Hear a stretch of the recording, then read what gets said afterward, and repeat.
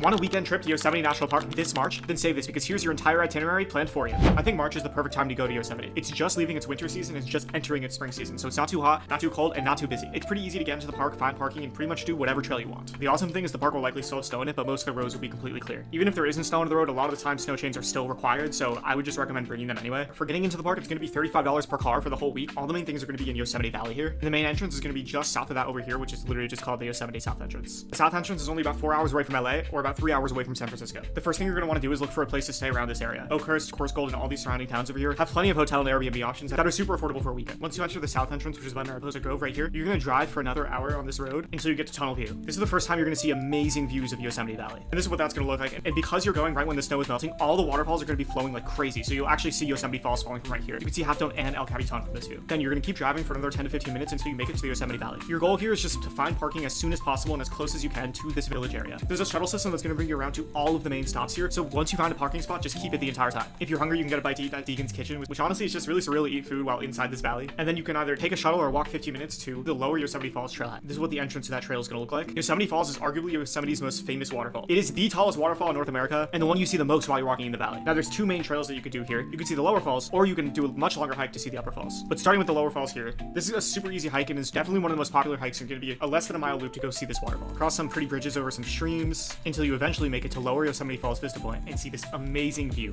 When you go in March, the waterfall might be flowing even more than this. And what's so fun about this is you can climb on all these rocks and get as close to the waterfall as you want. Then you're going to loop back around and walk on this really peaceful trail to the woods. Then you're going to walk 10 minutes over here to get to the Yosemite Falls trailhead. This trailhead will bring you all the way up to the top of Yosemite Falls so you can see the upper Yosemite Falls, which means getting a viewpoint from the top of the waterfall. This is a super strenuous hike and it is 7 miles round trip. But if you want to hike up a little bit and see the waterfall, you only have to go 1.5 miles up to see it. You're going to hike up to Columbia Rock and then just go a little bit further and you'll be able to get this view of the waterfall. Getting up to Columbia Rock is going to be about a 2.5 mile round trip hike. That may not sound that bad, but this is an extremely steep hike with over 1,000 feet in elevation. For the first half of it, you're just going to be going on these super steep switchbacks. It is beautiful though going on this hike and you're going to climb so much elevation, see all these amazing trees and cool rocks and mossy cobblestone. It's definitely going to take you somewhere between 2 to 3 hours to finish this whole hike. This entire part here is going to be the switchbacks, and then once you get here, it's going to get a little easier. You'll start walking on this more dry looking path here and then start getting amazing views of the valley. You know you reach Columbia Rock once you see these bars, and once you reach it, the views are spectacular. If you just walk 15 to 20 more minutes, you'll hike up here to see this amazing view of the waterfall. And that's your first day in Yosemite. Then you're going to get back in your car, drive about an hour or so out of the park, get some amazing food in Oakhurst. I recommend the Mountain Oaks Cafe, and then head back to your room. If you want to see day 2, make sure to follow me because I'm going to post that one tomorrow. I post hikes and itineraries every day, so let me know in the comments what place you'd like me to plan next.